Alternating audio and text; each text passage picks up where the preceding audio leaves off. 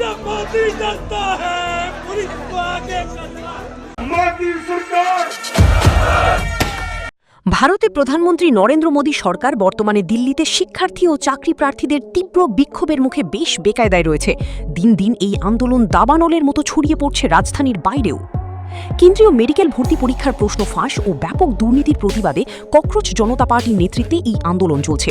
আন্দোলনকারীরা শিক্ষামন্ত্রী ধর্মেন্দ্র প্রধানের পদত্যাগ এবং পুলিশি দমন পীড়নের জন্য মোদীর প্রকাশ্য ক্ষমা প্রার্থনা দাবি করেছেন। পরিস্থিতি সামলাতে সরকার আইন শৃঙ্খলা বাহিনীকে কঠোর ব্যবস্থা নিতে বাধ্য হয়েছে এবং সংঘর্ষে অসংখ্য বিক্ষোভকারী ও নিরাপত্তাকর্মী আহত হয়েছেন। এই উত্তাল পরিস্থিতিতে ভারতের সংসদ প্রায় অচল হয়ে পড়েছে এবং বিরোধী দলগুলো শিক্ষার্থীদের দাবির প্রতি পূর্ণ সমর্থন জানিয়েছেন।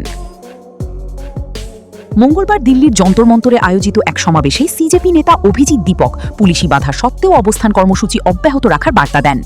এর আগের সোমবার শিক্ষার্থীদের চলো সংসদ কর্মসূচিতে পুলিশ লাঠিচার্জ ও টিয়ার গ্যাস প্রয়োগ করলে অন্তত 100 জন আহত হন। আশঙ্কাজনক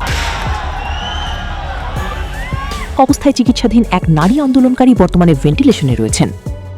শিক্ষার্থীদের আন্দোলনের সমর্থনে গতকাল প্রধানমন্ত্রী নরেন্দ্র মোদীর সরকারি বাসভবনের সামনে অবস্থান কর্মসূচি পালন করেছে ভারতীয় জাতীয় কংগ্রেস। রাহুল গান্ধী ও প্রিয়াঙ্কা গান্ধীর নেতৃত্বে এই কর্মসূচি পালনকালে কংগ্রেসের বেশ কয়েকজন শীর্ষ নেতাকে আটক করে পুলিশ। সংঘর্ষের সময় রাহুল গান্ধীর নাক দিয়ে রক্ত ঝরতে দেখা গেছে। এক্সে দেওয়া এক বার্তায় রাহুল গান্ধী প্রধানমন্ত্রী ও স্বরাষ্ট্রমন্ত্রীর পদত্যাগ দাবি করে নরেন্দ্র মোদীকে ভারতের ইতিহাসে সবচেয়ে তরুণ বিরোধী প্রধানমন্ত্রী হিসেবে আখ্যা দেন। বিক্ষোভকারী শিক্ষার্থীদের উপর দিল্লি পুলিশের মারমুখী আচরণ ও বর্বরতার বিরুদ্ধে পদক্ষেপ নিতে আদালতে একটি পিটিশন দাখিল করেছিলেন আইনজীবী নরেন্দ্র মিশ্র। আবেদনে অবসরপ্রাপ্ত বিচারপতির নেতৃত্বে কমিশন গঠন এবং পুলিশ কর্মকর্তাদের বিরুদ্ধে এফআইআর দায়েরের নির্দেশ দেওয়া হয়। তবে ভারতের প্রধান বিচারপতির নেতৃত্বাধীন বেঞ্চ শুনানির জন্য ভিডিও ফুটেজ দেখতে অস্বীকৃতি জানিয়ে স্পষ্ট ভাষায় বলেন, আমাদের এই ফুটেজ দেখার সময় নেই, সময় নষ্ট করবেন না। একই দিনে দিল্লি হাইকোর্টও একই ধরনের পিটিশন গ্রহণে অনীহা প্রকাশ করে মন্তব্য করেন, এসবের মধ্যে আদালতকে টানবেন না।